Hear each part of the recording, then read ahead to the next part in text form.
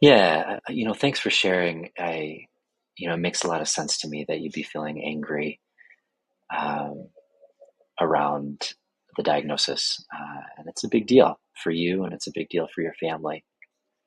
Um, and it also makes sense that there's some complicated feelings around the anger at God.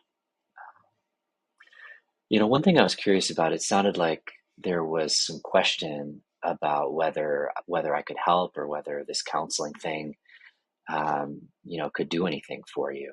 And I'm wondering if you might want to share a little bit more about those concerns.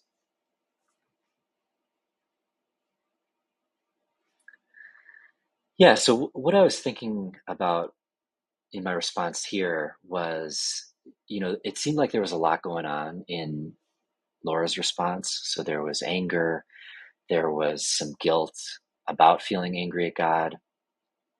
Um, there was concern that I could help or that counseling could help. And then there was the issue with her husband and not wanting to tell the kids. And I think any of those, following any of those lines, could be beneficial.